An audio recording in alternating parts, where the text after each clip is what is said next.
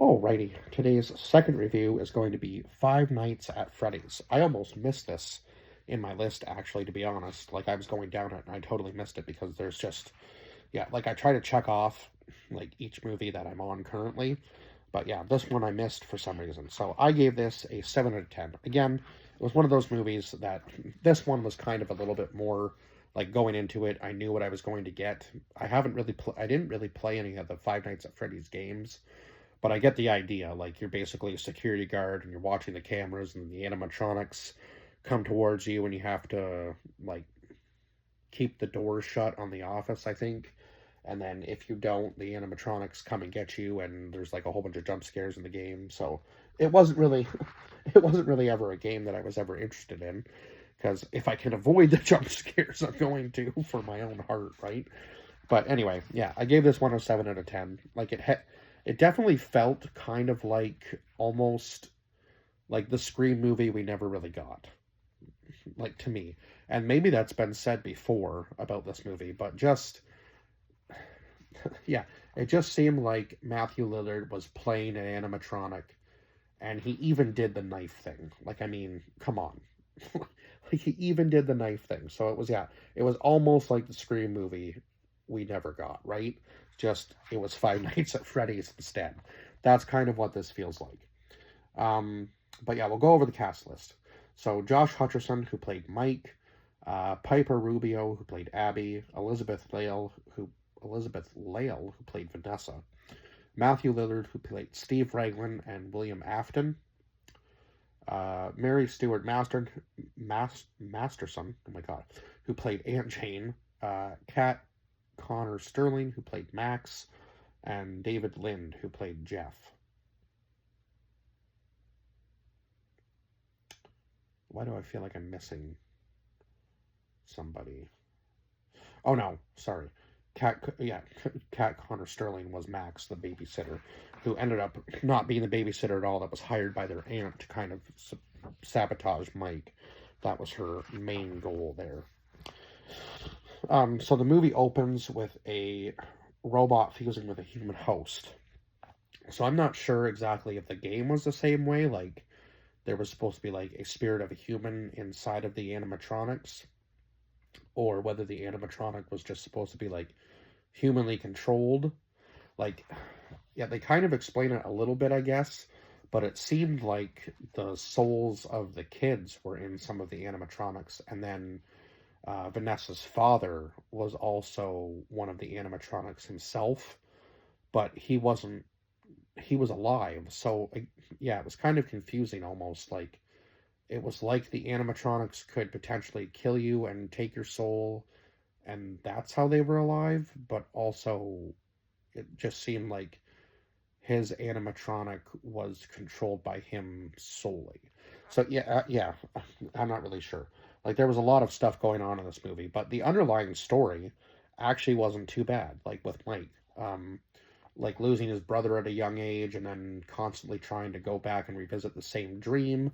Like, that was an interesting concept for sure. Um,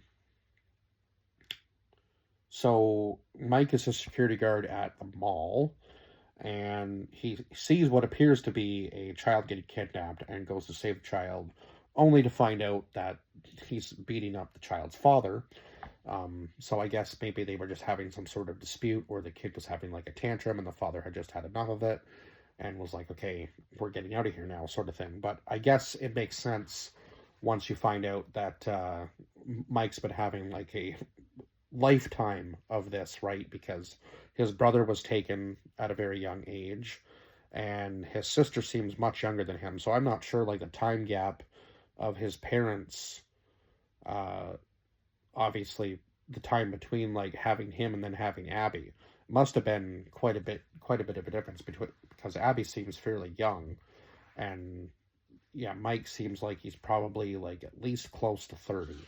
So that's quite an age gap, and it seems like he is the guardian, at least at this point, of Abby, and his aunt is trying to take custody of her, and she's trying to like make Mike seem like an unstable human being, but I don't really think he is. He's just maybe hasn't dealt with all the trauma from his childhood and is trying to figure out exactly who kidnapped his brother when he was young by revisiting this dream. Now, his boss um, tells him about this job, the security job that he's going to be doing alone with no people around. He just has to take care of the building on nights. Now, of course, he doesn't want to accept this job at first, but then when his aunt is trying to battle for custody, they say it would look better in the courts if she decides to take him there that he had a job. So he does eventually take the job because he wants to look good for the courts. And then, of course, he's got Max babysitting Abby, which is just all a farce because that is one of the people that his aunt hired to try to sabotage or find some information about Mike. So they decide that they're going to go to his place of employment and trash it. Now, of course, at that point, when they go to trash it,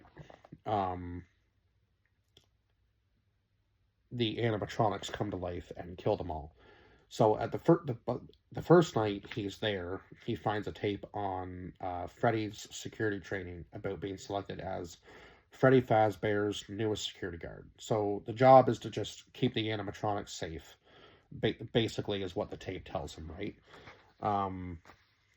Of course, he doesn't know that they can come to life at this point. He's just there to keep all of them safe, right? And that's basically his job. So every night he kind of just sleeps on the job on purpose because it seems like an easy enough job, right? Like nobody's probably going to break in.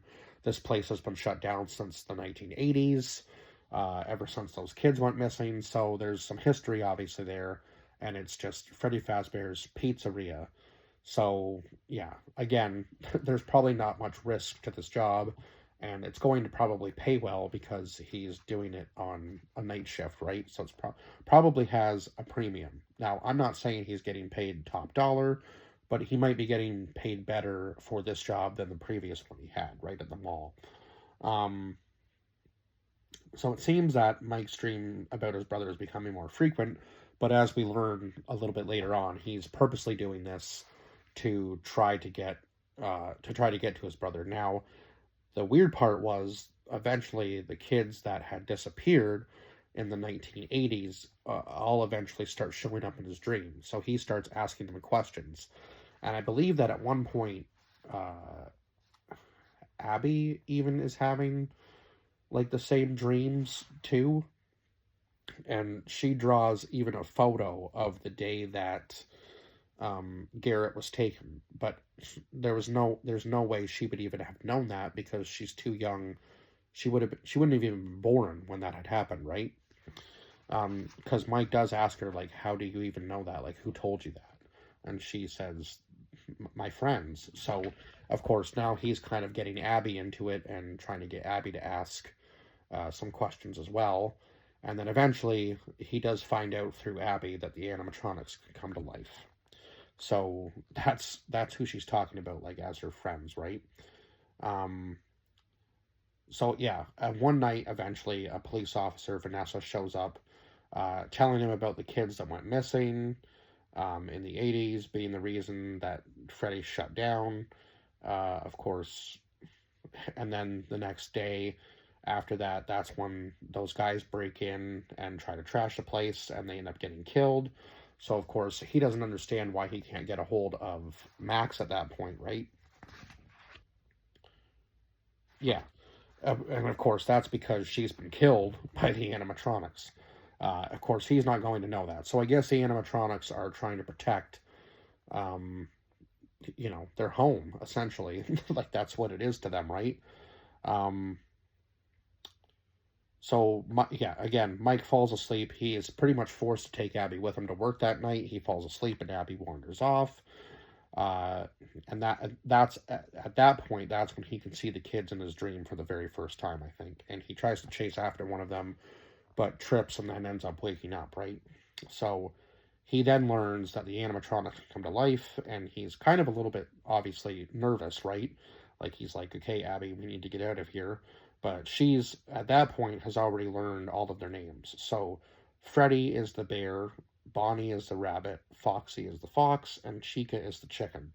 So, again, I had to, like, I had to kind of like go in and do a little bit of research during that part because I had no idea they even had names. Like I thought it was just they were just like random animatronics, right? Because I never played the game before. So, but I had watched quite a bit of the game, but I guess it's been some time since that game's been really popular, or at least that I know of.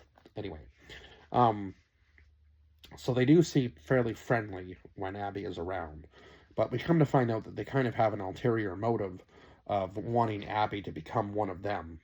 So they do plan to, I guess, kill her. Maybe I'm not really sure, but then they eventually turn on uh, Vanessa's father anyway. In the end, right? Um, so yeah, that's and then after that, Mike asks Abby about one of her drawings. She tells him it's of the day Garrett was taken, right? And then Vanessa seems to kind of know a little bit more, obviously, about what has happened with Garrett than she's letting on. Now, eventually, she tells that her father is like a rabbit, so one of the animatronics, and I guess he must have been kidnapping the kids at one point, and yeah, one of them just happened to be Garrett. Now, she didn't know that originally. She claims, anyway. And of course, at the end, Mike kind of has his big fight with Vanessa's father. And then the thing that changed the attitude of the other animatronics was actually one of Abby's drawings. She shows that Vanessa's father was kidnapping and killing the kids, and then I guess he must have been somehow putting the souls of the kids in the animatronics, so he basically created them to be like child friendly by kidnapping and taking the children's souls and putting them into the animatronics. Just very weird, very weird. But yeah, I guess when you're a psychopath, it doesn't really matter. You'll go to whatever lengths you can, right?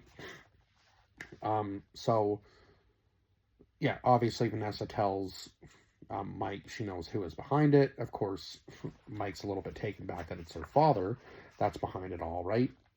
Um, and then Abby changes the drawing on the wall, which changes the attitudes of the other animatronics, and they ended up turning on Vanessa's father. So Abby asks Mike if she can go visit with her friends now that there's no one taking care of them. Because it seems like Freddy Fazbear's pretty much collapses to the ground almost when they're leaving. But then we get this little clip of Vanessa's father still being alive at the end of the movie and trapped in like the animatronic body, because it seems like the animatronic body is trying to kill him at the end of the movie, and then all of the other animatronics just kind of drag him off. So somehow he still makes it out of there alive. I don't know what kind of shape he's in, but he seems to be at least alive. So that's setting up for a sequel for sure. Yeah, so a very interesting film. Definitely kind of what I was expecting, though, from like the movie.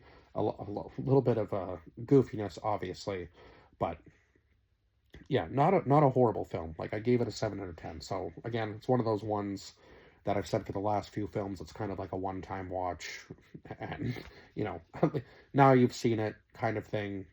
And I mean, I would probably go back and watch this with like a group of friends just to get like a good laugh and a couple jump scares, but not really anything like over the top. Like it was kind of like one of those ones where it was like the goofy jump scares, like you're expecting it to happen. There were a couple that I was like, okay, got me a little bit, but yeah, most of them it was like kind of like a big build up, and then all of a sudden you're like, okay, well, you know what's going to happen when you're doing this anyway.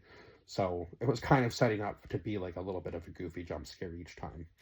But anyhow, yeah, like the underlying story for Mike, like that was a pretty good storyline. I will give him that. So yeah, not a bad film, just not one that I would, sit down and repeat. That's for sure. But anyhow, I will see you guys in the next review. Bye bye for now.